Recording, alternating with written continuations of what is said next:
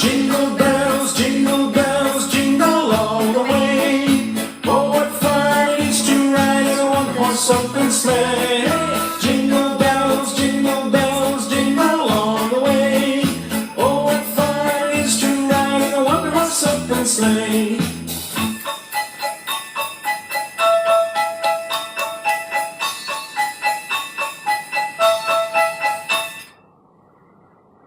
Halo adik-adik, apa kabar?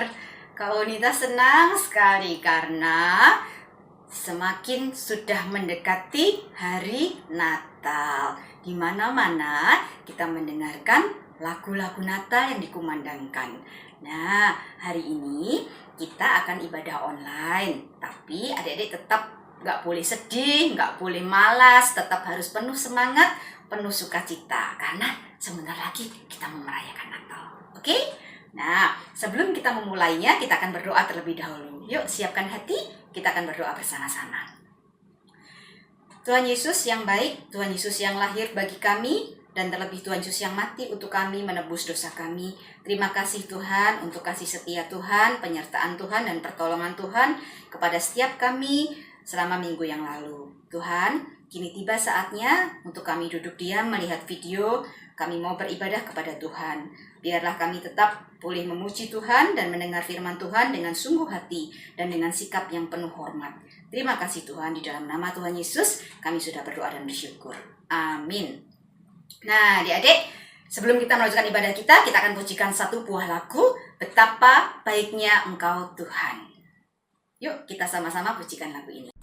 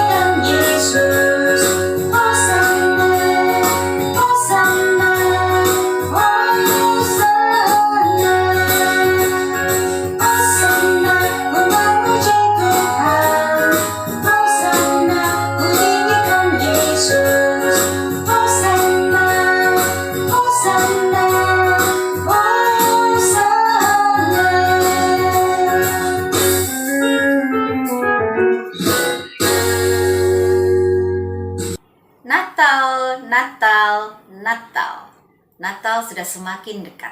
Kak Bonita senang sekali. Tentunya kalian juga mengalami sukacita yang sama.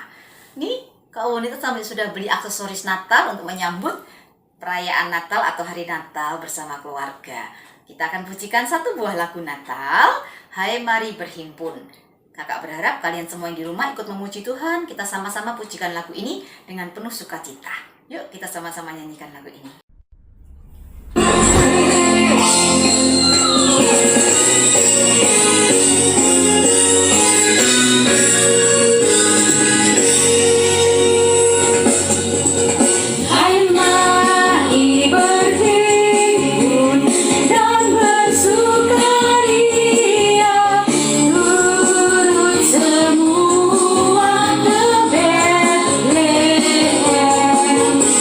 Mari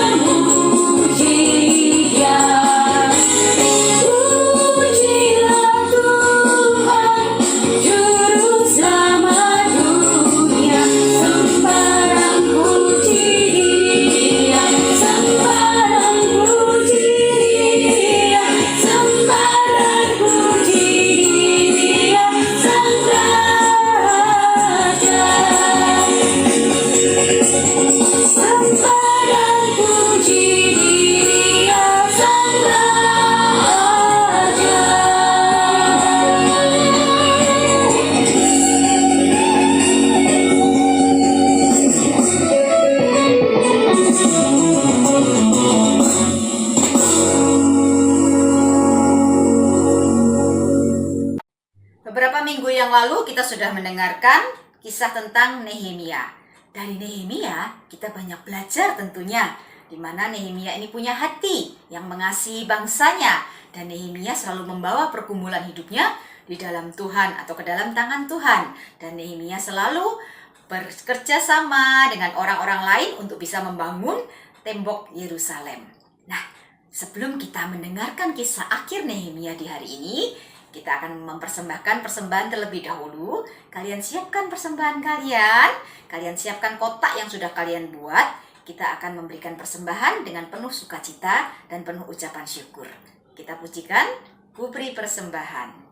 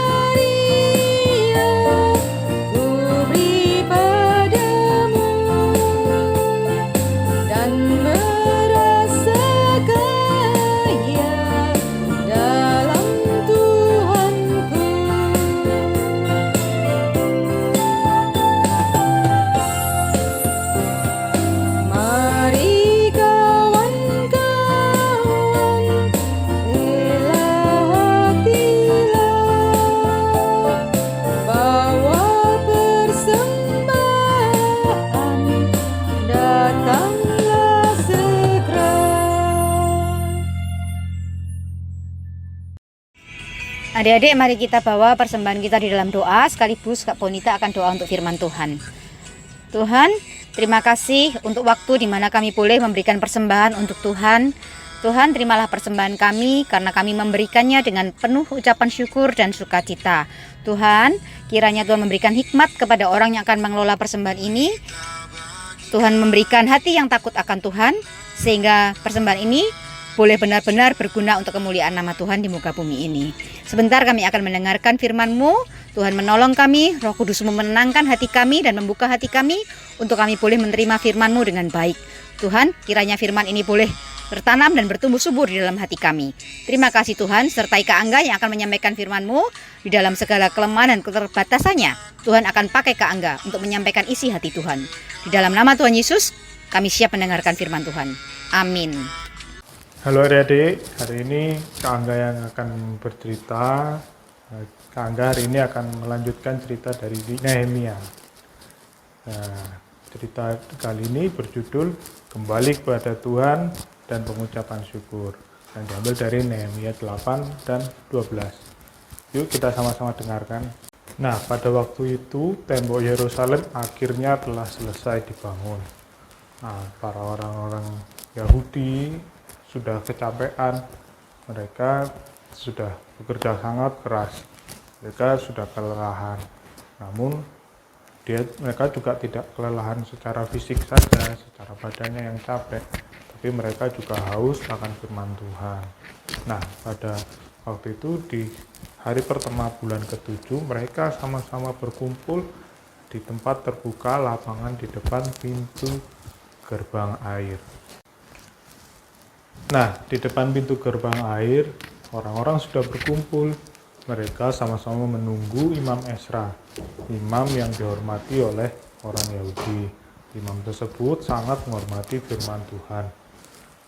Mereka sudah menyiapkan mimbar khusus yang dibuat dari kayu hanya untuk hari itu. Mereka sudah menyiapkan juga panggung supaya Imam Ezra ketika membacakan firman Tuhan lebih tinggi sehingga semua orang bisa mendengarkan dan melihat Imam Ezra tanpa terganggu. Akhirnya Imam Ezra naik ke atas mimbar itu. Dia ditemani oleh pendamping-pendampingnya yang ada di sebelah kiri dan kanannya. Lalu Imam Ezra mulai membuka gulungan kitab itu. Ketika gulungan kitab itu mulai dibuka, serentak semua orang mulai bangkit berdiri. Kemudian Imam Ezra memuji nama Tuhan yang Maha Besar dan kemudian diikuti oleh orang-orang dengan berkata amin, amin, sambil tangannya diangkat ke atas. Kemudian orang-orang di sana mulai sujud menyembah pada Tuhan dengan mukanya sampai ke tanah. Waktu itu orang-orang Yahudi yang di sana sangat menghormati firman Tuhan. Lalu terdengar suara Ezra, "Hai saudara-saudaraku, aku berdiri di sini hari ini dalam nama Allah, dan aku akan membacakan hukum-hukumnya. Maka dari itu dengarkanlah." Lalu semuanya dengan tenang mereka fokus mendengarkan firman Tuhan yang dibacakan oleh Ezra. Hari itu dari pagi hingga siang Ezra membacakan firman Tuhan. Dan jika ada bagian-bagian yang sulit dimengerti, dia bersama pendamping-pendampingnya membantu memberikan penjelasan agar firman Tuhan tersebut bisa dimengerti pada orang-orang Yahudi di sana. Mendengar perkataan yang disampaikan dalam kitab Taurat itu, orang-orang Yahudi di sana mulai menangis. Mereka menangis karena mereka menyadari akan dosa-dosa kesalahan mereka yang telah mereka lakukan sebelumnya. Mereka telah menyadari bahwa mereka selama ini sudah mendukakan hati Tuhan. Namun Ezra dan Nehemia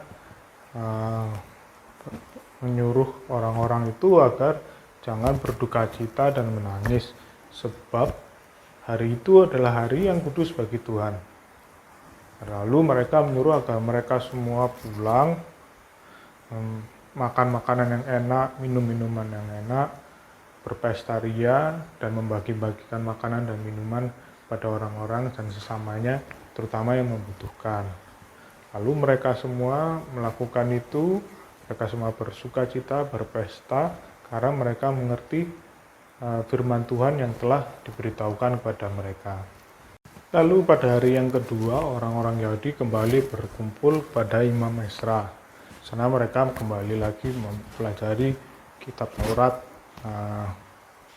dan dari situ mereka mendapati bahwa dalam kitab Taurat disebutkan kalau dalam bulan ke-7 orang-orang Israel diharuskan untuk tinggal dalam pondok-pondok daun di rumah-rumah mereka.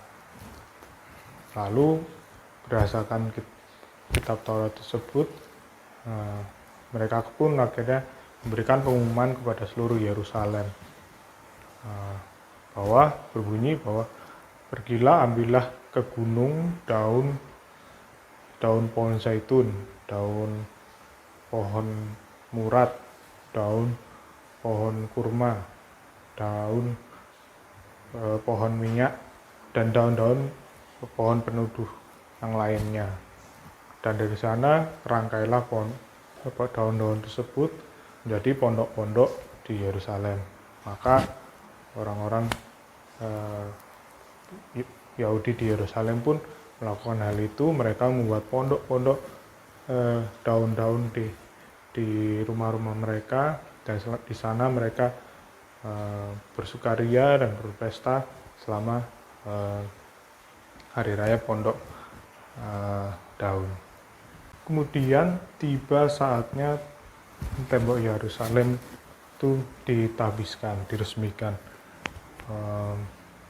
Pertama-tama imam-imam dan orang Lewi menyucikan dirinya, kemudian mereka menyucikan umat Israel, dan kemudian mereka menyucikan pintu gerbang kota, kemudian mereka menyucikan dinding-dindingnya.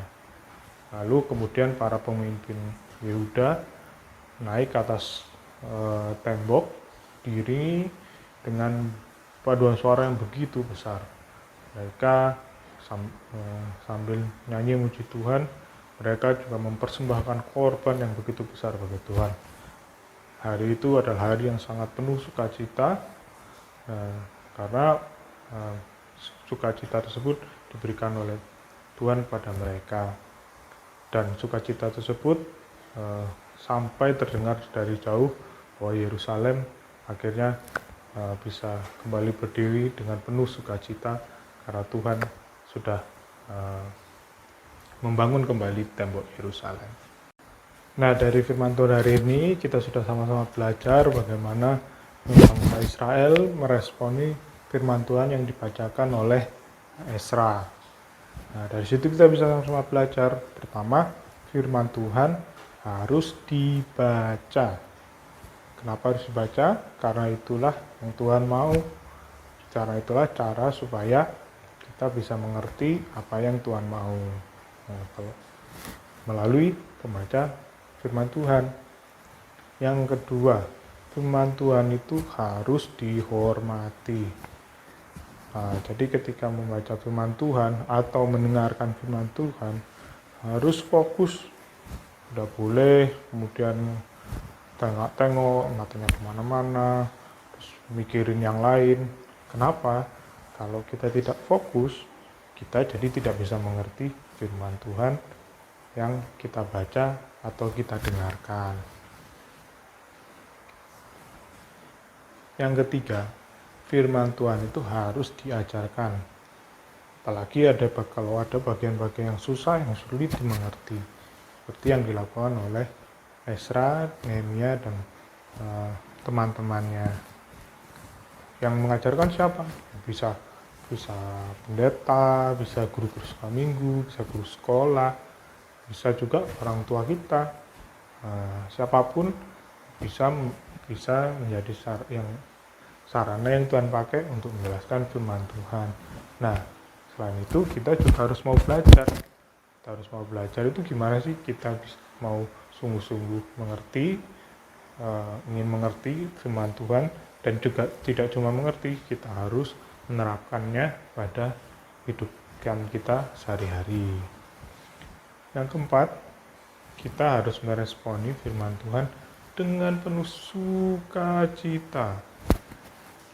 Kenapa harus bersukacita? Karena adik-adik tahu nggak? Tidak semua orang itu punya kesempatan mendengarkan firman Tuhan. Kita adalah anak-anak yang spesial. Tuhan kasih kesempatan untuk bisa mendengarkan firman Tuhan. Untuk itu kita harus meresponi firman Tuhan dengan hati yang penuh rasa syukur dan penuh sukacita karena Tuhan sudah mau memberitakan firman-Nya pada kita. Oke, adik-adik, sampai di sini firman Tuhan minggu ini. Kangga akan kembalikan ke Kak Bonita. Adik-adik, ibadah kita sudah selesai. Sebelum kita akhiri ibadah kita, Kak Bonita mau ingetin kalian. Kalian punya tugas kan dari Kak Vera untuk membuat video dengan menyanyikan lagu Selamat-Selamat Datang. Nah, di dalam video nanti akan diedit atau dibentuk sebuah drama yang bagus yang akan nanti kita saksikan bersama-sama pada perayaan Natal bersama secara online. Jadi adik-adik, tampilkan yang terbaik untuk Tuhan. Kita akan akhiri ibadah kita akan pujikan lagu satu kesanggupan kita, yaitu Firman Tuhan Ada di Hatiku.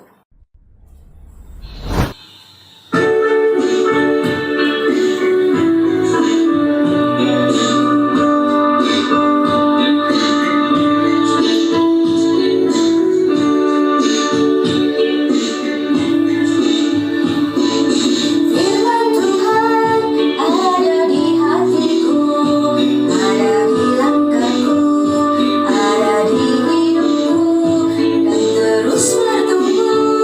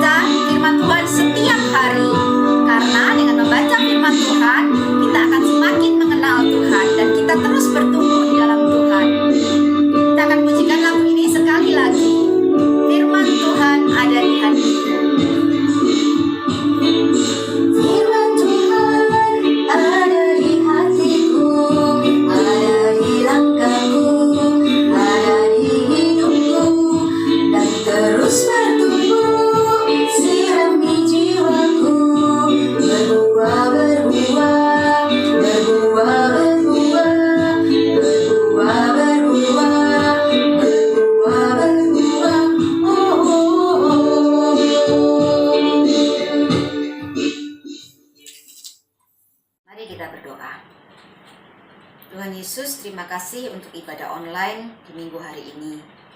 Tuhan, kiranya firman yang sudah kami dengar boleh menjadi kekuatan di dalam hidup kami menjalani hari-hari kami. Tuhan, ajarkan kami, Roh Kudus menolong kami untuk kami taat kepada firman Tuhan. Terima kasih Tuhan, kami membutuhkan pertolongan Tuhan dan penyertaan Tuhan selama sepekan yang akan datang.